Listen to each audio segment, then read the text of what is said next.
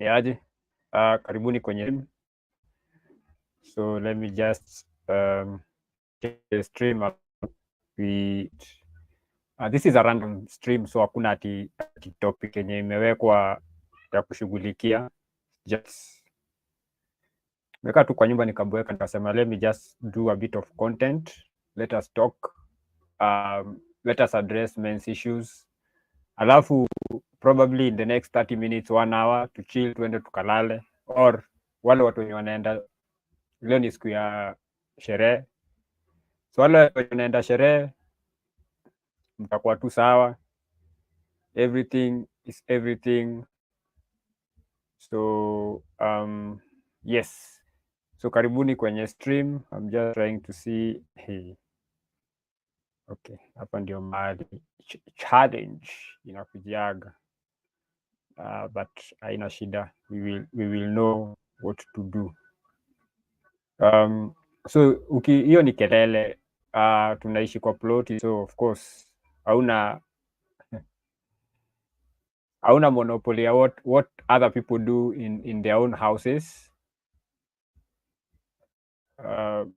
So huko kuko na mtu mwenye anachapa hizo mangoma, so that's why it is that noisy. Anyway, let me share the stream.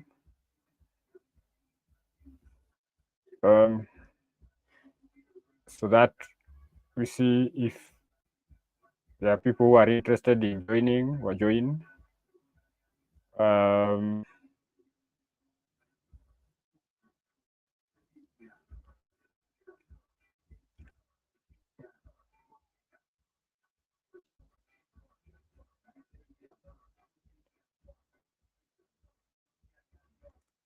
So this is about men.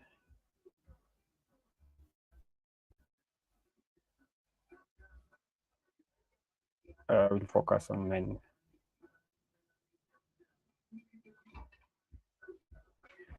Okay, now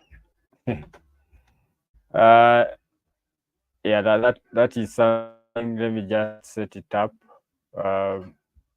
ndio niweze kufuatilia in case. Anyway, welcome to the Wega Show. I know it is Saturday. I don't do sifanyagi vitu sana. I don't usually live stream on Sunday or even just do anything on Saturday. I do these things on Sunday kwa sababu Sunday ndo nakuwaga na time.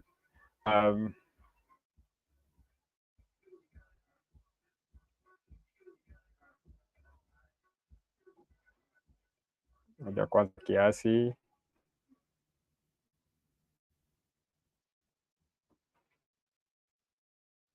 Let me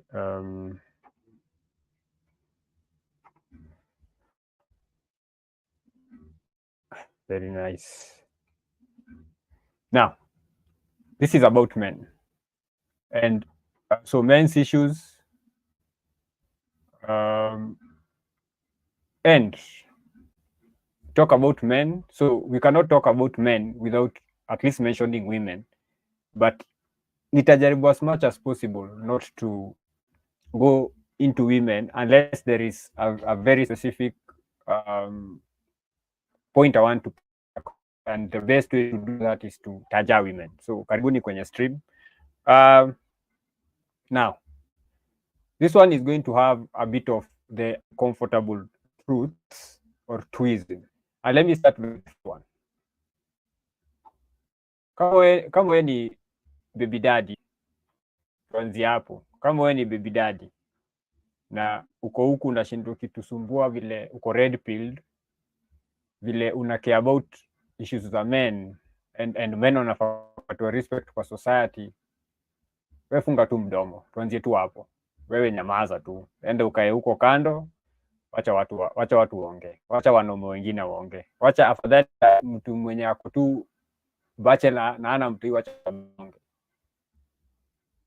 Juu ni jukumu letu kama wanaume, ni jukumu, I'm checking the levels, ni jukumu letu, it's our responsibility as men to to take care of the next generation, kushughulikia the next generation, it is our responsibility as men kushughulikia the next generation, na hakuna vile tutashughulikia the next generation wakiwa wanaishi na mama yao.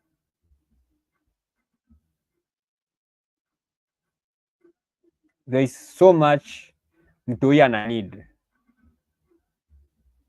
from the father, so much mtoto ana need.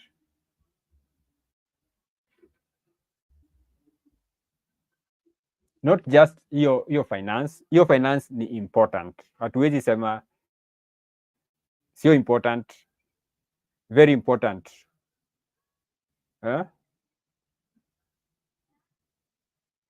Very important.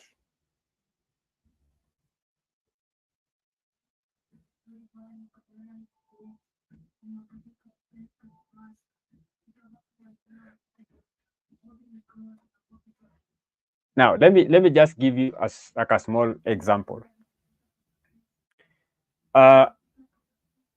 Sijui kama nimeshasema hii stuff. Mi hutoka kwangu Monday morning, narudi Saturday jioni, so 6 days a week siko mtaani, and I have 2 sons, so that means that ule mtu mwenye anakana hawa sons sana, hawa wanaume wa kesho kwa nyumba yangu ni wife. So there was a time my son, my eldest, ambaye sasa ndio anaenda kuhit 11, akienda kuoga alikuwa anajifunga towel kama mama, right? Anaifungia hapa. Why? Because place tunastay, hiyo plot tunastay imejawa mama, wanaume wako tu kwa nyumba mbili, the rest ni wa mama. So nini anaona wakati mama yake anaenda kuoga anafunga tawela? So that's what he is seeing. So to him that is what is supposed to happen. So kama singekuwa angeendelea kufanya hivyo, not because kuna mtu alimfunza, but because kuna hivyo ndio alikuwa anaona ikifanyika. So I had to tell him no, fungue hiyo towel. I had to show him vile unaifunga kwa waist as a man practically, nikamfunza kufunga. So what happens now? Anafunga kwa waist. So his younger brother, because the younger brother looks up to the elder, so bro yake mdogo atafanya venye yeye alikuwa anadu juu bro yake mbigi asha learn, so huyu mdogo ata learn from the brother, na the elder brother learn from me. Small things.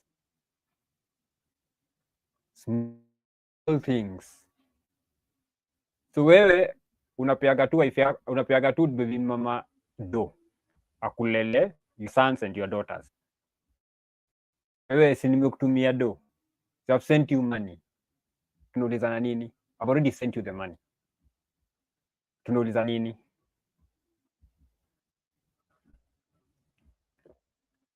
But who's going to tell your son mwanaume huwa afungi towel hapa?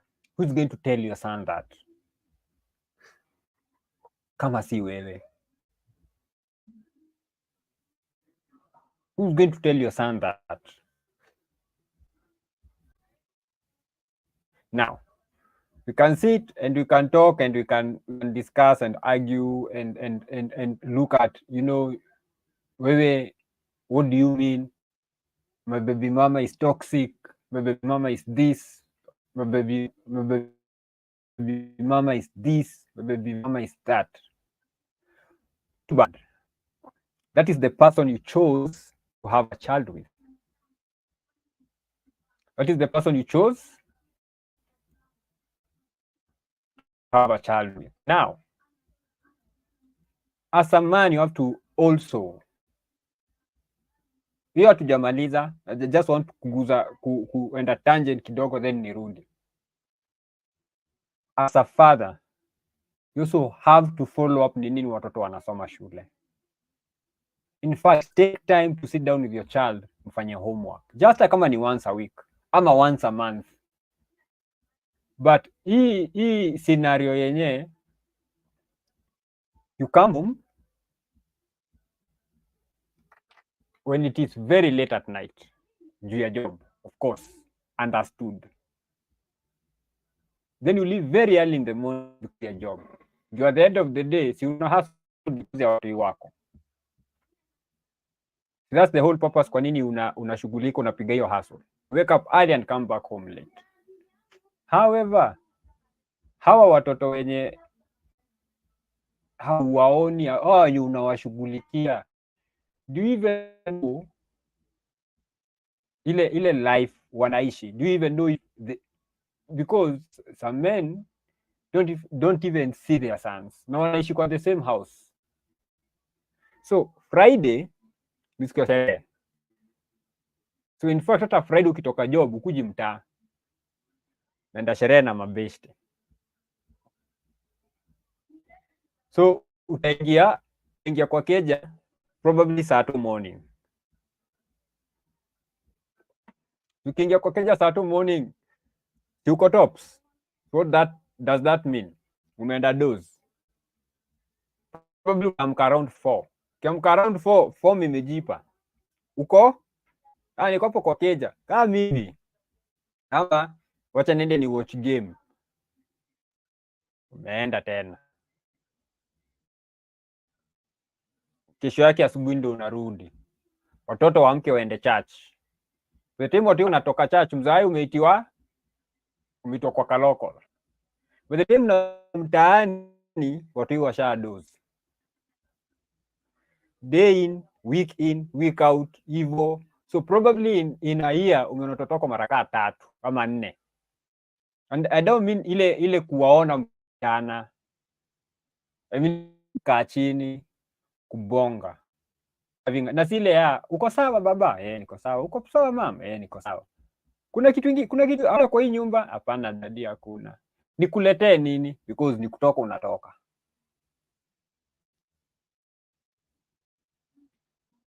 So you are struggling, you are working so hard to raise children you don't see. So difference yako wewe na mtu na baby daddy ni vile tu wewe unaishi na baby mama wako. Right? But woni watu hii.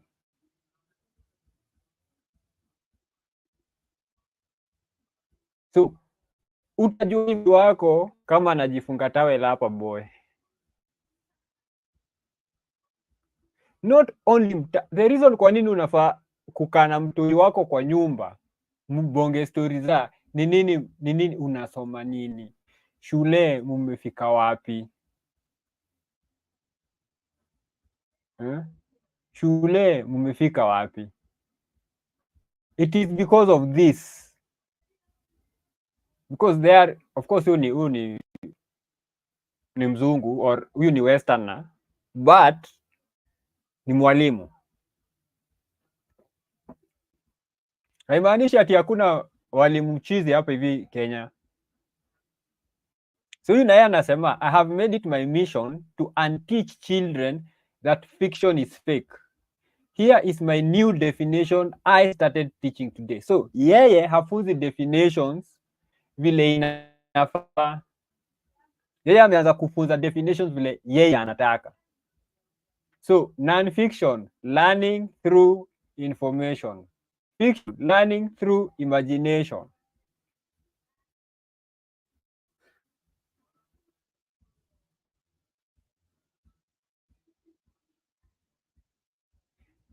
The general definition of fiction, it is unreal. Something that is not real. So you can say it is fake. However, huyu anawaambia how do you learn through imagination? It is children already are good at imagining things. And the whole point in this system ni because if you let also your children live in their imagination, they might forget that there is a real life hapa nje, right? Atasahau that kuna reality hapa nje.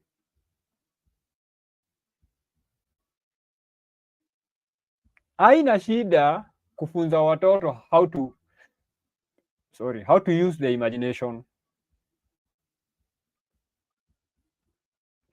It's not fake. But that fiction, you can't tell people that fiction is real. So what happens when they watch a movie where someone tuseme aliruka ndani ya, kama sasa venye we are going through El Nino, kuna place zenye zina flood, na kwa hiyo movie kuna mtu aliruka kwa hiyo river ime flood na akaswim na akafika the other side. If you tell them that is real because aliona kwa movie, what is stopping this child from jumping into an overflowing river? So there are real life consequences as left tunafunza watoto. So that's something we need to know, we need to understand, we need to agree.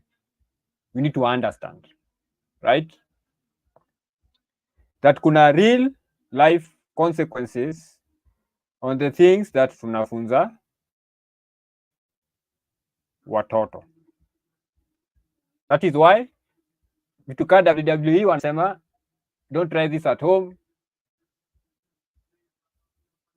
kwa films or things that they know children will watch, that these things even just grown-ups, because haujui mtu his tomb imefika wapi, tomb imefika wapi. That's why hiyo warning iko pia because of adults.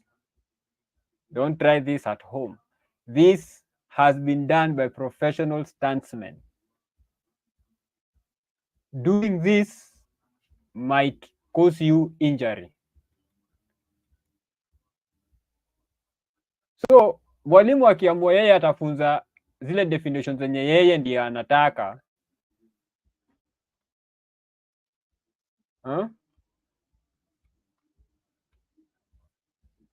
that it is real, this one is real, you cannot claim that. How do you even claim that?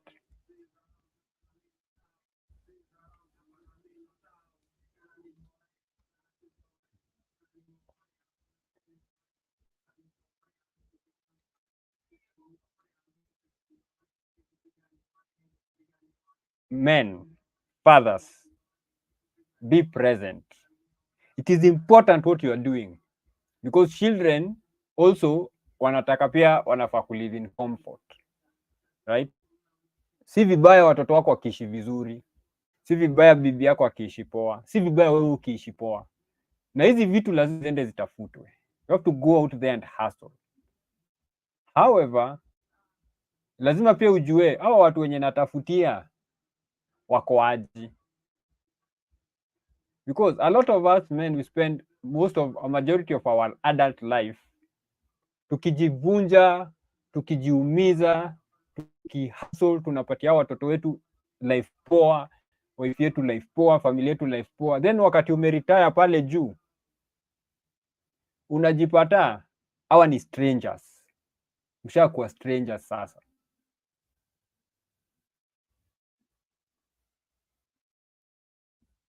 You can't sit down and have a chat with your kids because unafeel kama uko kwako, lakini unafeel ni kama uko kwa wenyewe.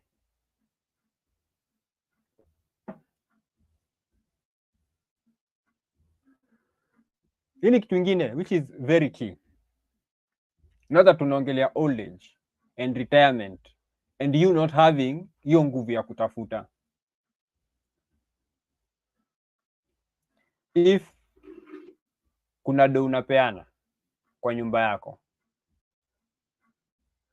ya matumizi ya nyumba, vitu zingine private unaweza patia wife huko, kama uko na deni yake mlipanie huko, kama unataka kumfanyia kitu special huko, but anything that has to do with the whole family and kids, pesa zipatiliana mali everybody yako, watoto wako na mwenye anapewa do wako.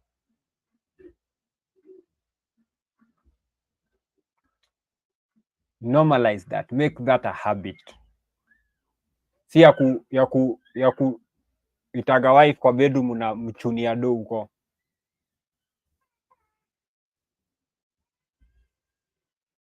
Do it openly,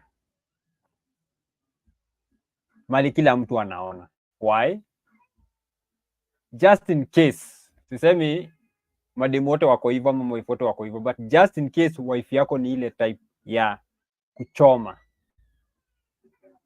mwenye huwa ana compete na husband yake ama wake kwa affection ya watoto, so atajaribu kupaint husband as badly as possible.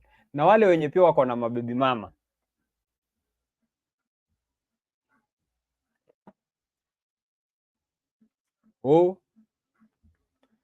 wewe mtoto amefukuzwa school fees, ni how much? 10k. Sawa,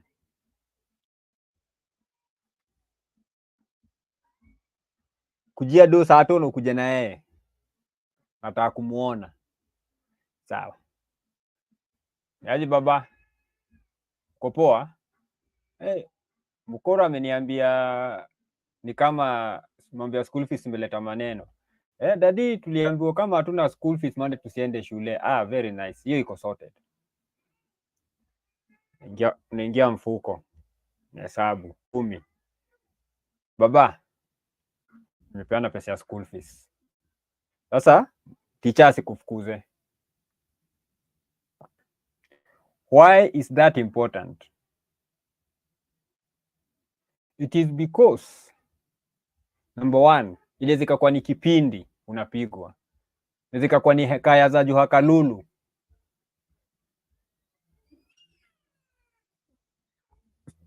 Teacher hata hayuko saidia fees, yeye hata ana haraka na hiyo story, but because baby mama wako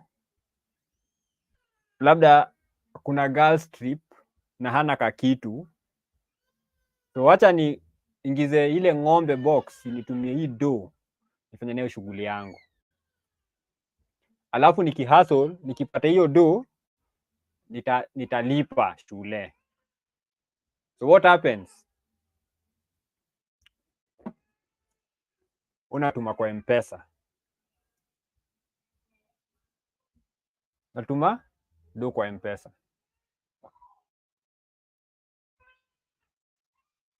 natuma hii do kwa M-Pesa,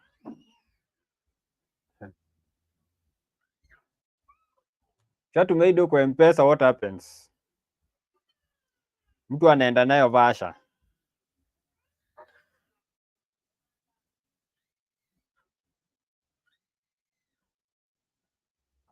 do inaenda Vasha, alafu because Mungu si king'ori,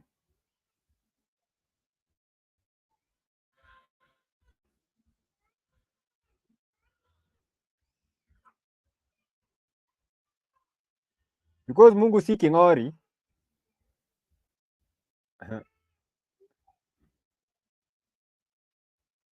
Just a minute, na vitu naangalia hapa nini, baadaye simu tateseka ya zile vitu zinaendelea huku.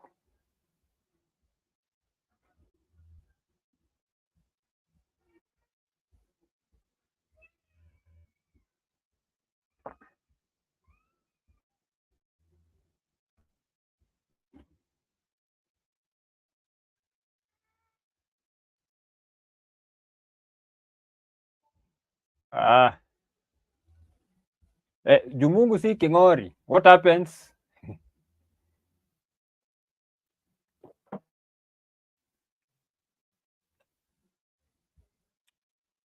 Bibi mama ameenda na do ya fees girls trip,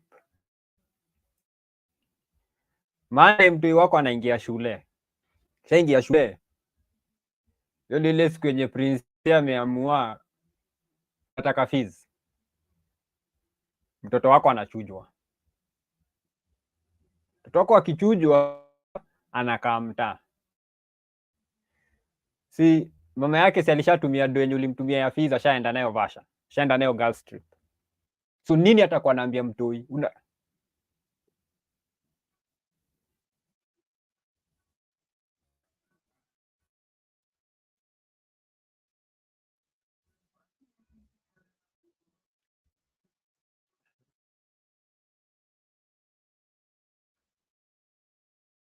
So nini unafikiri ataambia mtoi kidogo? Unafikiri ataambia mtoi ndio yako kwenda nayo Naivasha? Hawezi. Atamwambia baba yako hajanipatia do ya fees. Wacha niongee na baba yako.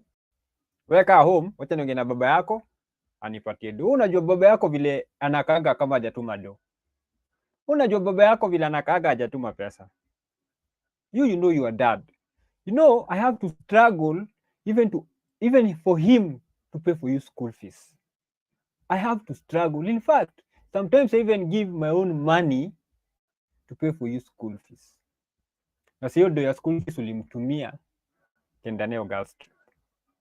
So kwenye alikuwa nafikiria do itakuja, do ina bounce.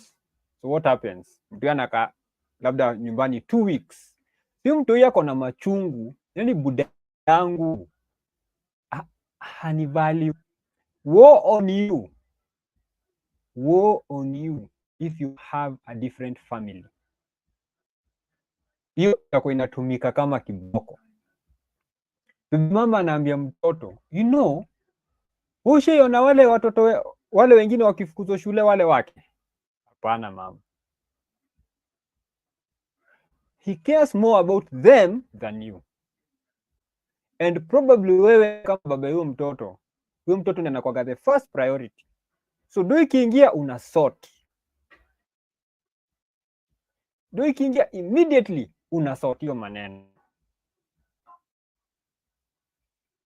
However, sahi juu alikuwa na girls trip, akakuingiza box mtumia do, akaenda girls trip. Sahi mtu amekaa home 2 weeks na mtu huyu akwambiwa pesa nilitumiwa nikatumia. Ndiye anajua mzae alienda na anajalile familia yake more than me. Ni nini hiyo ngumu wewe? Mbia do mtu hii. Alafu umpatie do mtu yake akiona. What unafikiria atajaribu hii? Nakwambia mtu muda wako hajatuma do na mtu alikuwa hapo akipewa do. Haiwezi work. Sisi wanaume pia we are not thumbed. We don't use our thumb. Tobo, we don't. Ama una gaslightiwa, sasa unajionyesha. Sasa umenipatia do mbele ya mtoi ndio aone. Be honest. Ndio aone. Ajua ni mimi nimelipa fees.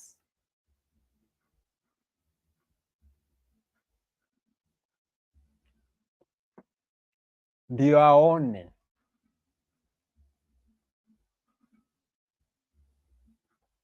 But there are women who are very good hapa nje. So hiyo ni ile type moja. Kuna hawa wenye they are so good mpaka saa zingine mfuko yake ana sort vitu ndio akufiche wewe aibu. Naambia mtu hili mimi nililipa. Anaambia mtu ya fees ililipwa. Hata si lazima sema ni baba yako alilipa, anasema tu fees tulilipa. Ambia teacher, ambia teacher fees itakuja kulipwa.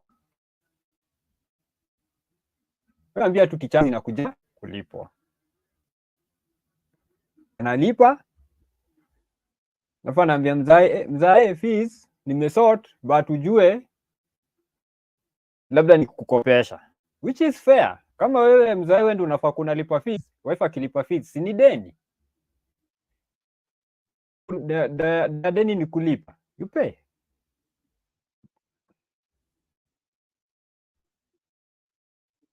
Ama kama wife anajua do yako inachelewa na inachelewa maybe na 2 weeks na kuna mali anaweza kashika do, anashika tu do, ana sort in 2 weeks, do yako ikitoka achukue hiyo do anarudisha mali kulikuwa na pengo. But because hujui, just to kumaliza story mingi ni especially kama wewe ni baby daddy, peana do mali mtoto anaona. That way umemalizana na ngori, hakuna mtu atakuja kusema budako afanyagi. Mtu yeye atasema mama, na si saa tu tulienda ukapewa do. Unaniambiaje ukupewa do na niliona akikupea do? Alipa school fees.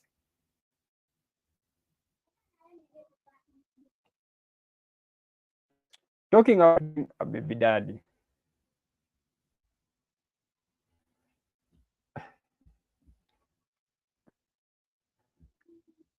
If uko na mtoto na wewe kama mwanaume and now you are getting married or you want to marry somebody who is not your baby mama, already uko na mtu mwenye ulipatia ball akakuzalia, so uko na mtoi,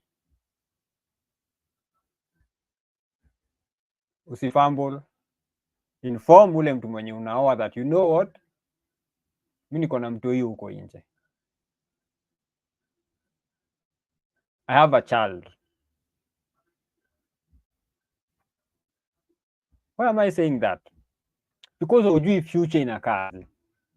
It is important kumwambia mapema, you know what, mimi niko na mtoi ako this old na ni boy na ako place flat, you know, disclosure very important.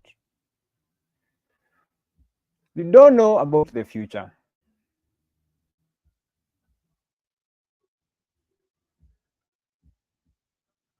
Now brabudangu, kwa wale familia mtaona hii kanyagie chini. Brabudangu mso alikuwa alipeana ball, and sijui ni kuruka aliruka ama kuliendaje, but alipeana ball na mtu yake akazaliwa mtu dem, then baadaye akamari. So mtoi sahii mtoi mbigi akamari.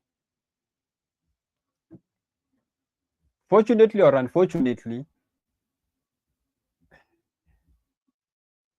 akona 7 kids na wote ni boys, so hana dem. Dem yule mwenye alizaliwa huko nje, so first born ni dem ule alizaliwa huko nje.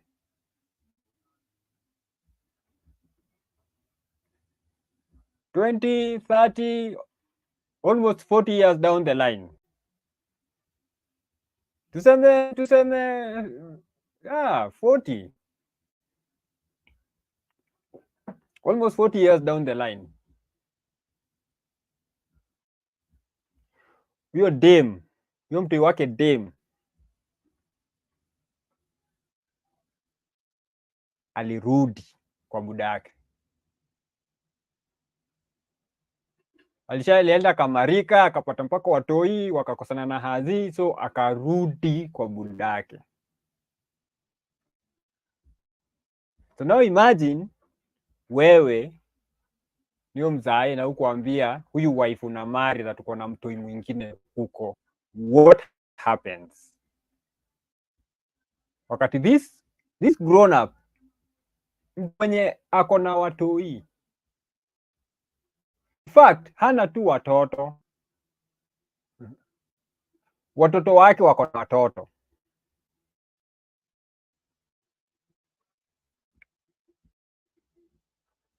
Dem akifika 40 years, most of them wanakuwa wanyanye. Tuseme tu marike ukiwa 20, ni mademo wanakuwa na kajoro fulani, ama utungwe mimba ukiwa 20. Utemu unafika 40, si mtoi wako already ako 20. However, huyu wale bigi ambaye bado ni underage ni dem.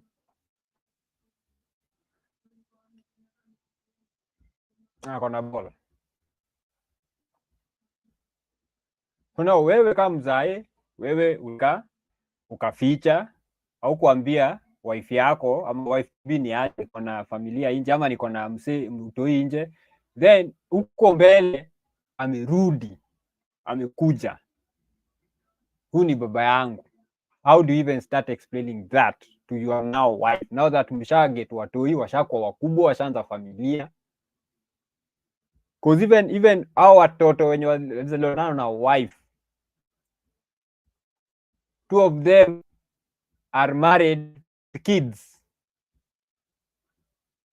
right? So it is important to disclose. Leo naongelea wanaume, it's all about men na vile unajipanga. It is preferable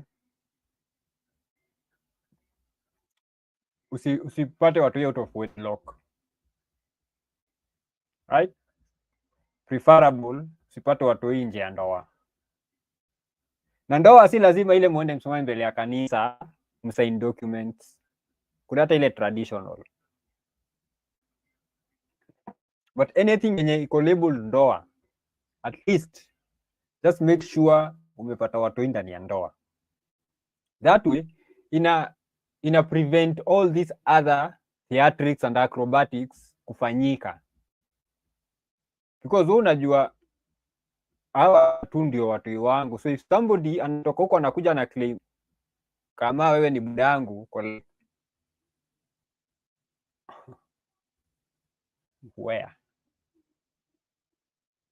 where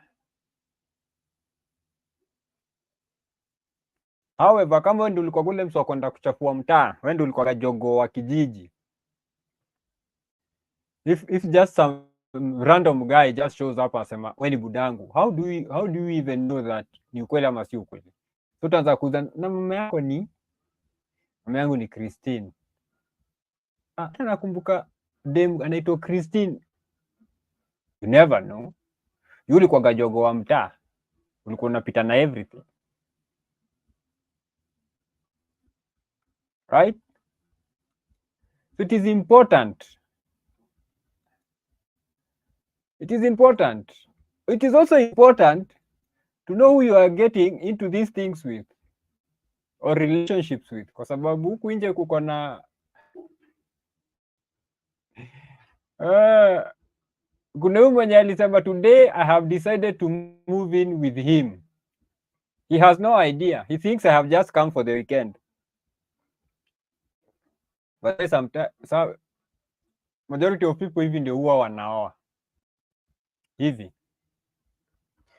Mtu amekuja sleepover kidogo kidogo, akiamka kesho yake anaanza kuosha vyombo, anaanza kuosha nyumba, anafua nguo.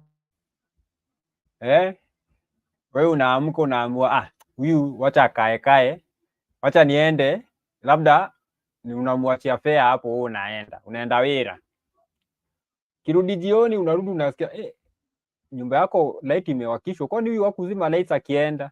Karibia kwa mlango unasikia harufu ya minofu. Harufu ya chakula tamu. Hata kama ulikuwa umeanza kukasirika, pressure inarudi chini. Unasaviwa mapochopocho. Chapiwa mapochopocho. Unaona hii inaweza. Hii imeweza. Siku ya kwanza, siku ya pili, 1 week, 1 month. Ulishaoa.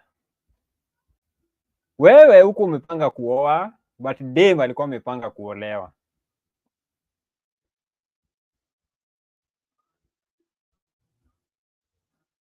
Ilikuwa kupenda kwako. Dem yeye alikuwa ameamua mimi naenda kumarika. Going to get married. na hivyo ndio ulipata bibi.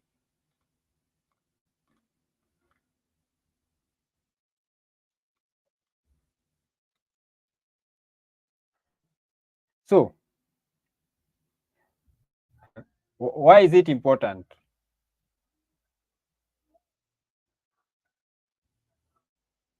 It is important to understand hii gender or to accept hii gender and know when at least have an inkling about how their mind operates.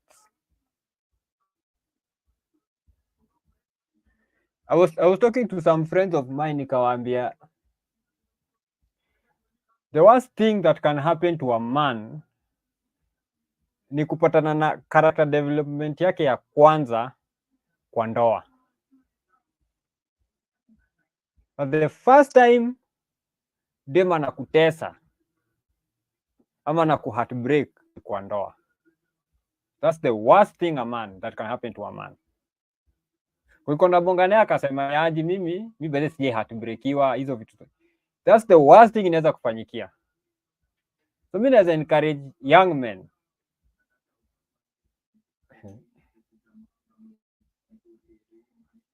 it is very important kupatana na character development before uoe, because it will expose to you the nature of women, what women are capable of,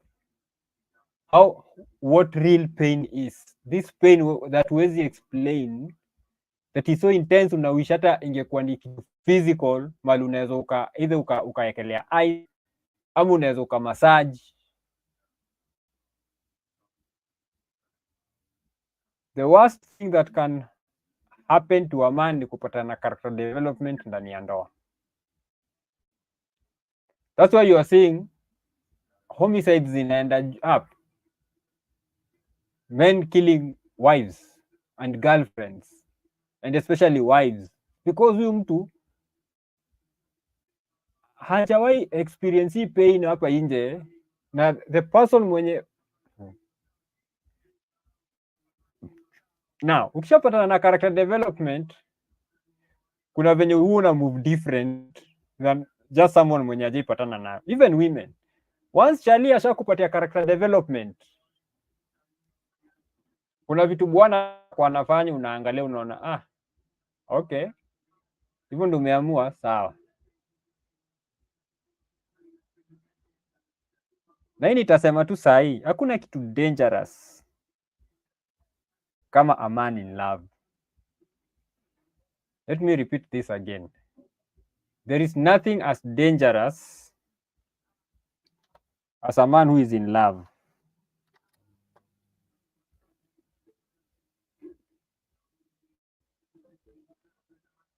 That is the most dangerous creature unaweza kupatana nayo. I'm in love. Because kuna venye huwa gets to a point where it becomes an obsession, where men tunakwaga, we know how to control emotions, but we get overwhelmed very fast, and that's why control of emotions is a very important skill kwa mwanaume.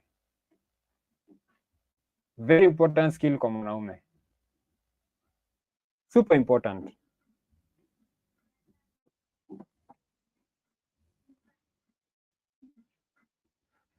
Because if a man does not learn how to control his emotions, we get overwhelmed very fast by these emotions.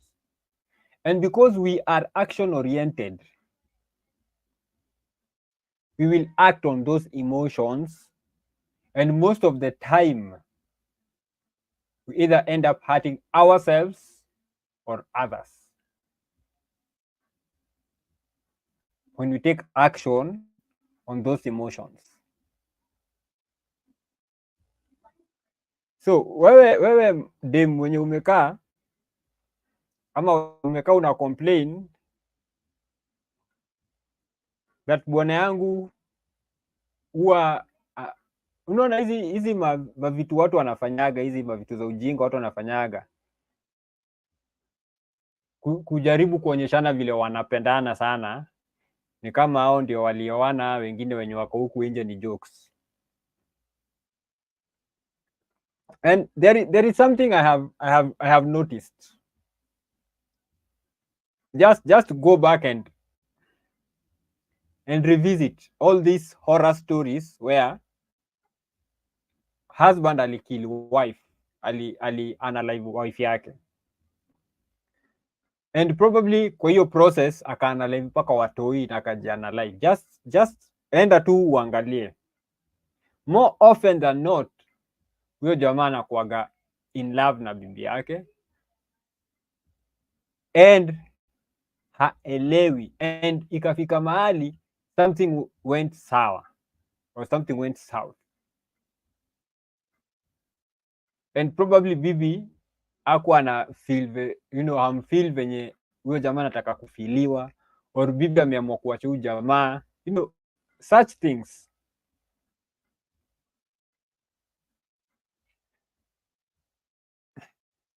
When a man tells you as a woman, I cannot live without you,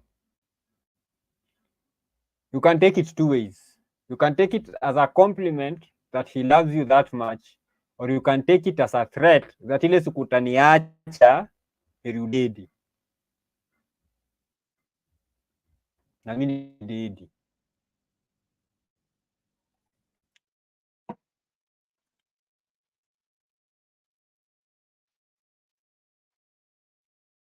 You can take it one or two ways, that you are so special, unapendwa sana, that this guy would rather choose death than be without you. Or you take it this other way, like, oh, okay, this is bad, you jamaa tukiwachana I might end up dead, it kill me and unalive himself. Hiyo tu statement ya I cannot live without you. So unafaa kuwa na third eye, unafaa kuwa mjanja wewe kaa dem. And even us men, wife akikushoma, dem akikusho, mimi siwezi live bila wewe, that should be a red flag. Usianze kushinda ukiblash huku na labda huyu jamaa anakuthreaten, anakwambia you dare leave me, afadhali to 6 feet deep.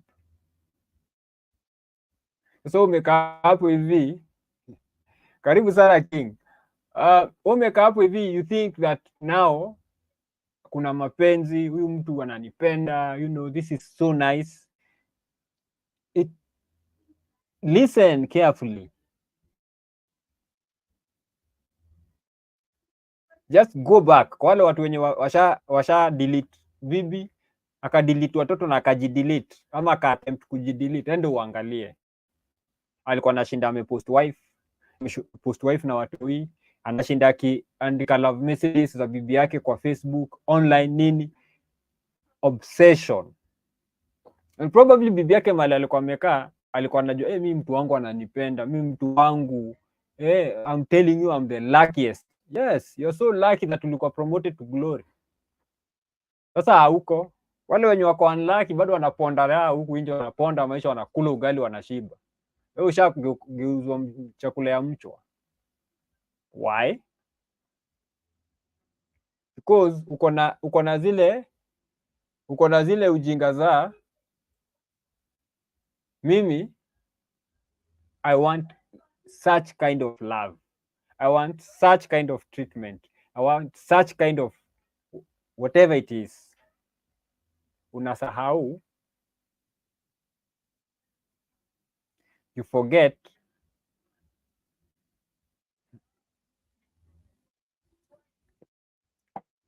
that vitu mingi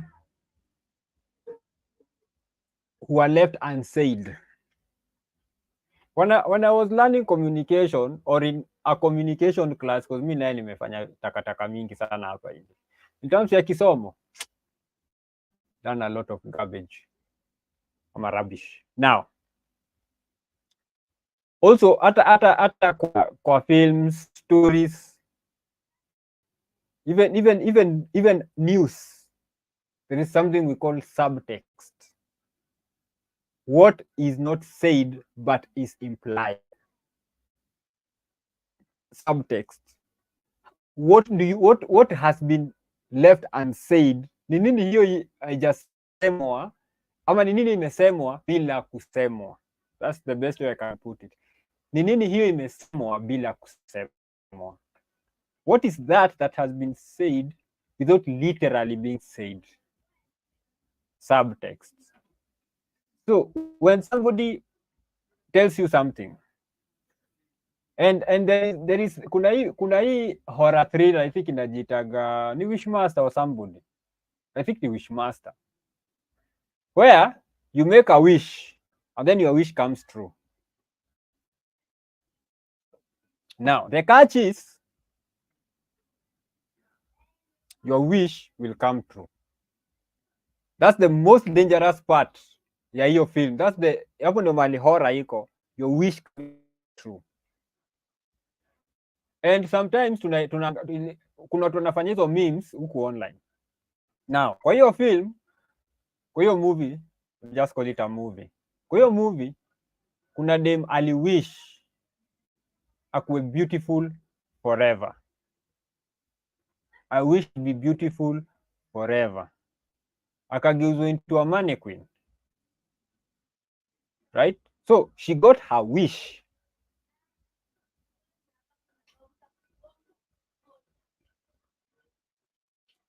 She got her wish. She became a mannequin. Watu wengine who decide kukosa kuangalia hiyo statement in it's true. But when you are in that love nonsense, when you are in love, hata uambiwe, hata iandikwe in black and white, hautasoma, hata ukisoma hauta believe. There is just, kuna watu wanasemaga love is blind. It is not. It is just stupid. Love is stupid. Kuna vitu tu zinakustea right into your, yani ziko tu hapo tu kwa uso yako. However, you decide, see it's me. Kwani nini itanifanya? Hakuna. This is the same concept where dem anapatana na boy na wana fall in love. However, huyu boy ni baby daddy ya watoto 4, 4 different mothers. Huyu dem anaambiwa, huyu Charlie, hakuna mahali kitu yenyu inaenda. Nini? Ni wivu. Ni watu shida yenyu ni wivu. Madam, huyu mtu ako na watoto 4 with 4 different women. No, I am different. Hawezi nifanya hivyo mimi. Hawezi. Nyinyi watu mu understand. Na nyinyi kwani mnaniona mimi mtoto? Si mimi ndio na washu. Si mimi ndio niko na yeye. Si aliniambia atanioa.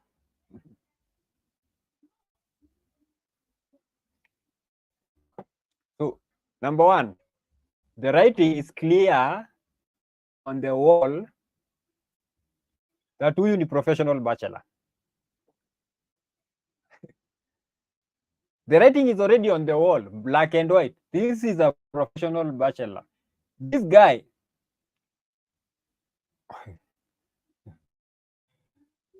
alafu anakuambia zalie. Wewe ni zalie tu, sitakuoa.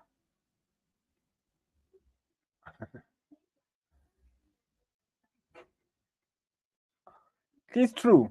Red flags zingine ziko tu open. It is like hivi ilikuwa ina go round mali penye ilikuwa inasema you cheat on your girlfriend so that she leaves you but she keeps understanding. Nilikuwa nimecheka yangu yote. Yenye yani una cheat kwa demu yako akushike ndio muachane but yana kipanda kukuelewa. So you are doing all these things ndio muachane but you dem hawachiki. So huyu Huyu dem mwingine mwenye anaambiwa na watu, huyu jamaa ako na watoto 4.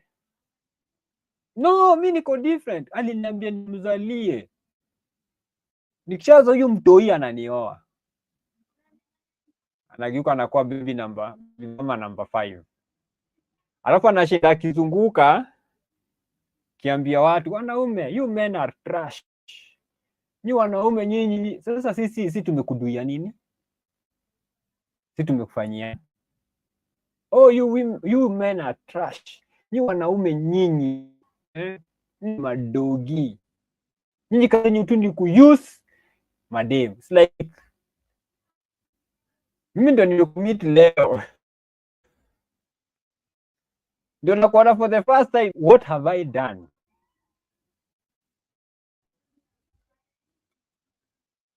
What have I done?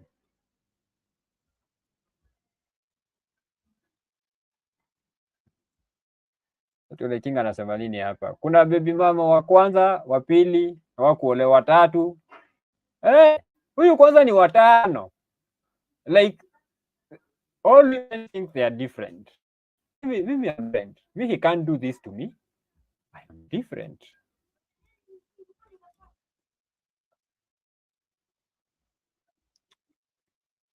Kama uliweka wa kwanza na wa pili na wa tatu na wa 4, kwani wa 5 ni wa nini? And then kuna wale wenye you can learn a lot from memes. Kuna ule mwenye kuna hii mimi na also huwa inasema you are a very good single mother. Let me add you another one. Huku nje watu ni wa savage. So umeona ako so good kulea, umuongeze mtu mwingine na bado umwache tu hivyo tu. However, I happen tu kwa madem peke yake, even men. Hii nonsense ya in love, mtu anaambiwa huyu dem ndio rescue. Ndio iko ile jele ya Sonko. Sonko rescue. Mimi ilikuwa inaitwa. Ndio uokolea maboys mtaani wakishiko na mjikuno. Wewe ndio umeingia mtaa, wewe ndio sasa kijana barubaru ndio umeingia hiyo mtaa. Unaona mali safi ndio hii. Sharusha vibes. Katela ashaingia hapo hivi, ashafanya maneno.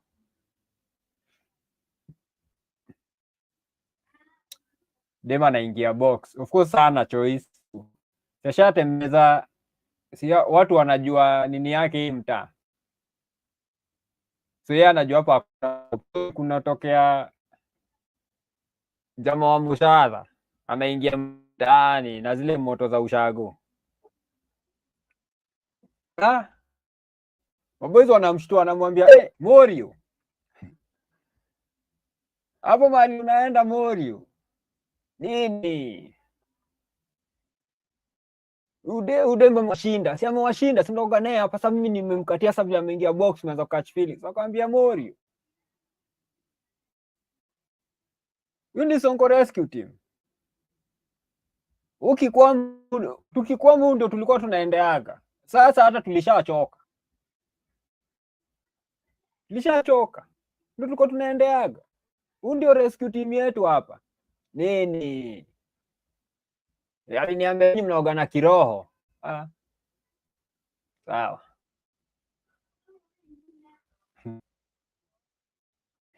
Kidogo kombe ramba.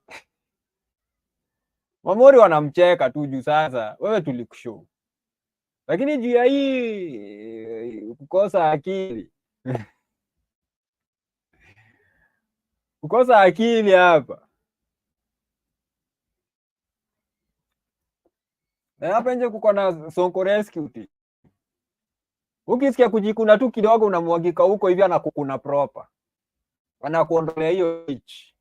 Na hiyo ndio jamaa wa Moshadha, hiyo ndio huko ndio ameamua kwenda kuweka hema. Huyu nitampeleka kwa Mokoro, nimuintroduce kama bibi. Kidogo kidogo sikia wedding. Ama akienda kuchukua demu. Bude ya demu anauliza, na hawa kwani mnawaacha? Wewe unashangaa hawa. Kwani tena umeanza kisangia Biblia imekuja hapo Adamu na Hawa sasa imeanza. Unaambiwa Amorio kuja. Jana alituachia Hawa. Na sasa itabidi know that wewe ndio bwana, unataka kuwa bwana, mchukue mkale. By the time unaonyeshwa Hawa ni kina nani?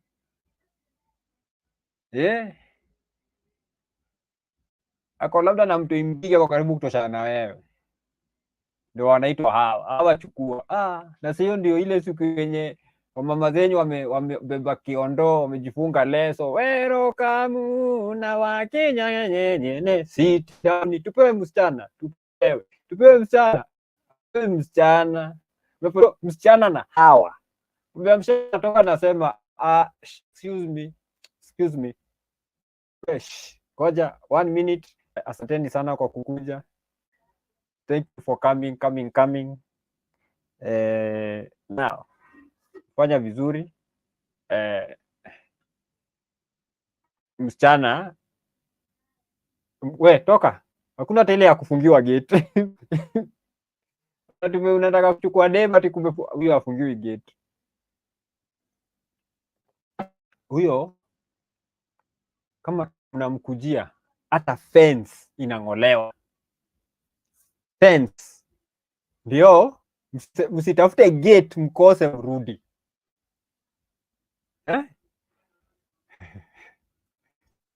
Jamaa anaingia kwa field na 6-0 6-0 na sio ndio ameingia kwa field.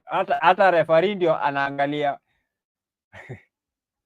anaangalia kama socks zake ziko tu sawa, ndio mtu amevaa jezi anaenda kuingia na ni 6-0. So siku ya kwanza mumeenda rorashio ile, mumeenda kutoa mahari, si watu wao na sundo kwanza ndio mkuje mtoe mali. Ile siku mnakujia demu, fence inang'olewa. Wengine wakifungiwa sijui, wengine wanafungiwa huko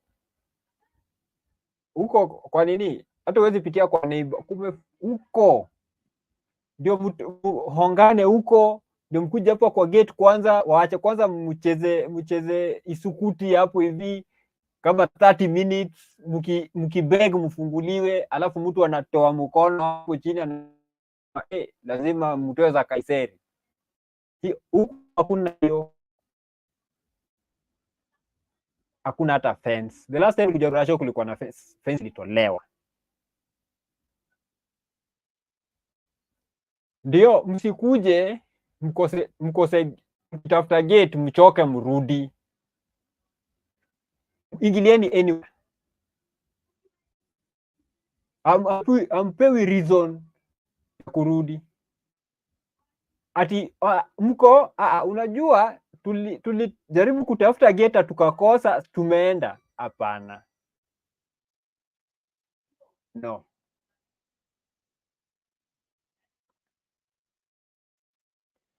Ngoja fence. Anywhere. Get in from anywhere. Anywhere, it's okay. Thank you for coming. Where? Please. Nilikwambia usimame hapa. Hebu enda huko. Kwa pole yako.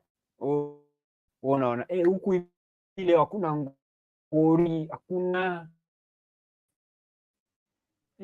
ya laki. Wamama wamefurahi. Tutoi hata kitu. Afu nasikia sasa kujeni. Hawa ni wa huyo. mwende na yeye. Ambiwa kasema nini, kaingiza kiburi.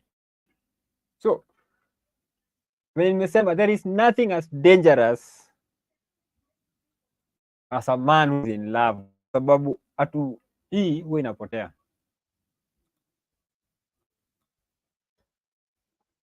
Tuone watu wana dance sukuti wanavuja bega hapo, alipentress 50k alafu wapigwe na bonge la butwa. Hapana, wanakwambia hii hata kunaga kudansi sukuti hii gate, hakunaga hata gate. King nakwambia wacha gate hata fence ngwa, msichoke. Mzee anasema fence iwekwe chini yote, ndio wale wanakuja kuchukua msichana usikuje waseme hawakuona gate wakarudi.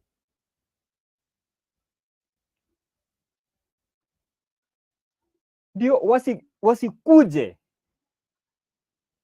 waseme walitafuta gate wakakosa wakarudi. In fact anaweka mpaka watu kutoka huko main road, gari kipita nije hawa si nyinyi waombolewa ni huku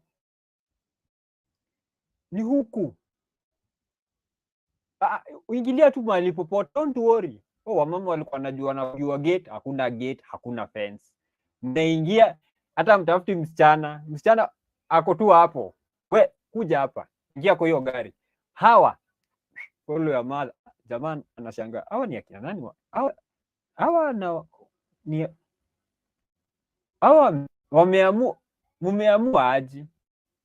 Anaenda hapo, hawa ni akina nani? Anaambiwa babe, by the way siku kusho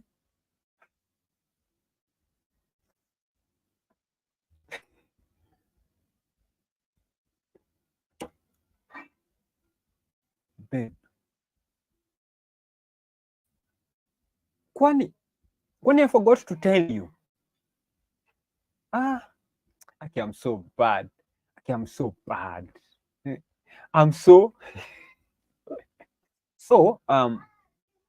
sorry, I forgot to tell you.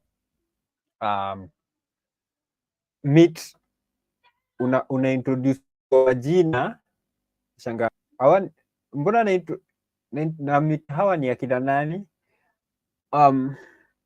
Alafu nasikia children meet your father. Hapo ndio unatafutaka nguvu ya kufaint, itakosekana nguvu ya kufaint, unatafuta unakosa. Ushakuwa baba watoto wa 6 ndio umekuja harusi, ndio umeingia tu kwa harusi, ushakuwa father of 6. Anyway,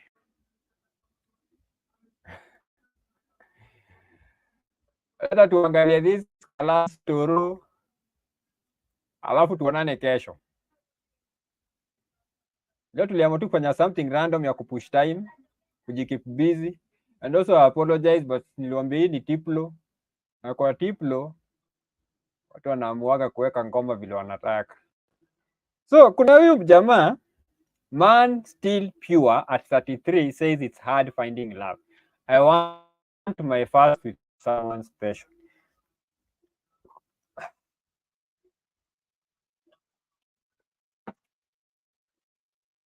So this is a virgin at 33. This is a man revealed he is still chaste at 33 and hopes to find true love, eliciting mixed reactions online. So, few things problematic. Number one, you think virginity is very important to a man? I'm not saying it is or it is not. That is something you are thinking. If it is, good for you. If it is not, too bad for you. Now, hapa mahali penye unaanguka mtihani ni hapa. True love. True love. Hapo ndio mahali kuko na a bit of badala, a bit of segemnege. Ndio mahali a bit of segemnege is problematic hapo. When mwana, no wonder if you are 33 na ujai kula hizi vitu, no unafikiria kama mdemu wa 15 years. True love, number one, does not exist, especially the romantic one. Ile yenye unaonaga kwa movie, probably zile vitu unaonaga kwa movie ndio anafikiria. Hiyo ni movie. So anatafuta true love at 33. Our daughters of Eve, these people who share a lot in common with the snake. These people who spoke and speak with snakes. Unangoja kupatia true love.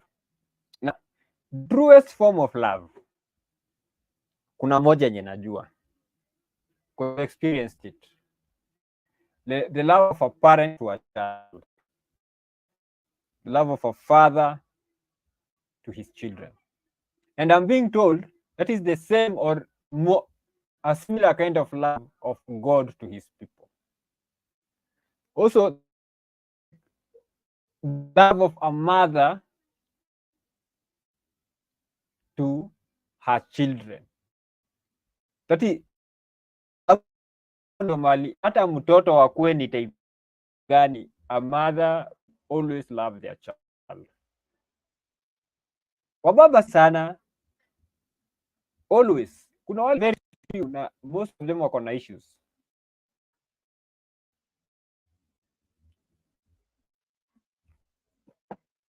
Ndio true love.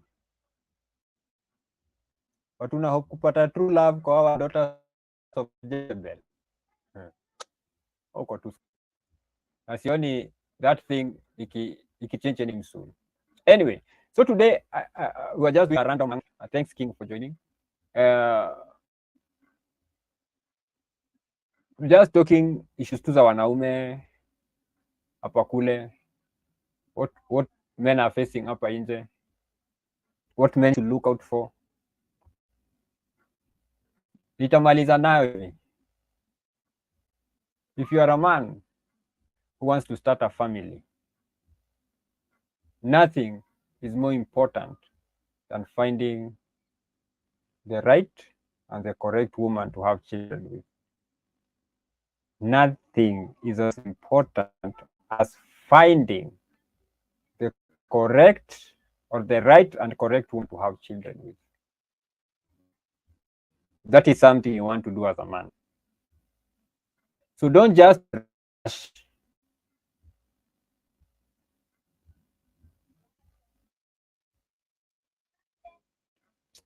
It's like sitting for an exam.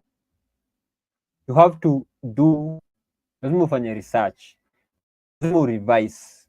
You have to put yourself in that mindset.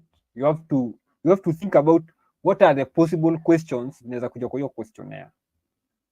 So if you are, the end product ni wewe kukuwa na watoto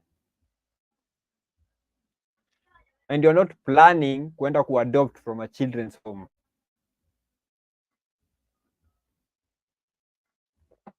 nothing is more important than selecting the woman you're going to have children with.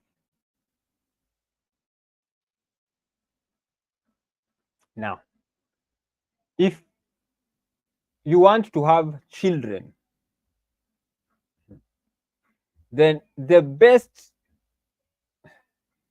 marriage or two-parent house, you see, hapa Kenya, if you live with a woman for a certain period of time, you're married. So I'm assuming married. Si lazima mwende ile ya kanisa ama mwende kwa AG, hata kama stay pia ni marriage. The data is very clear. Children do better in a two-parent household. So if you want the best outcome for your children, you have to be a mother and a father. Hao watu wengine wa LGBTQIA+ M to spirit, hizo vitu zote hao wakae huko kando. This is not for you. This is not for you. Hii ni ya wale watu wanapenda ikus. Those people who favorite food yao ni ikus.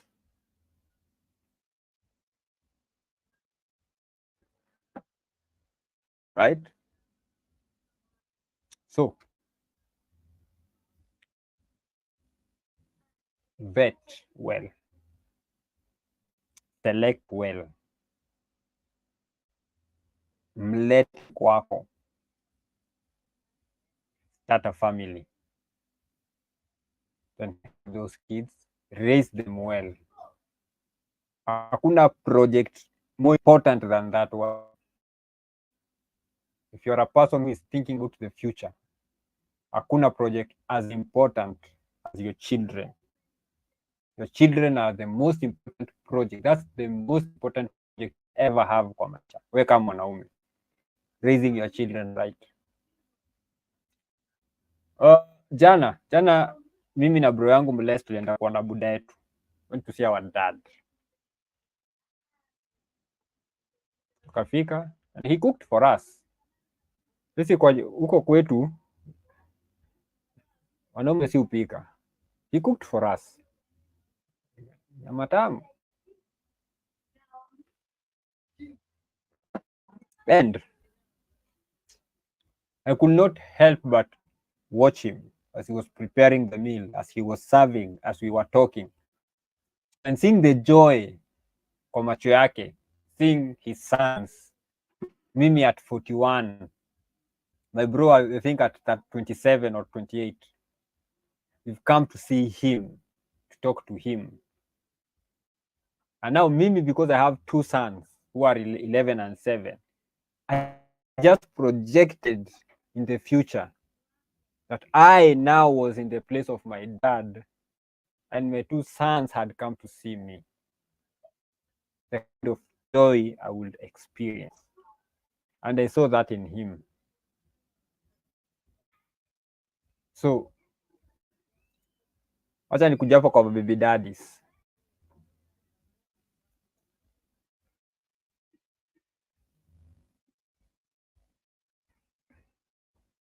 You already made a kid. You already made a child.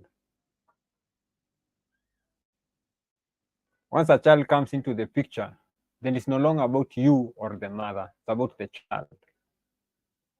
And hakuna kitu watu wazima hizi kaa chini wa solve.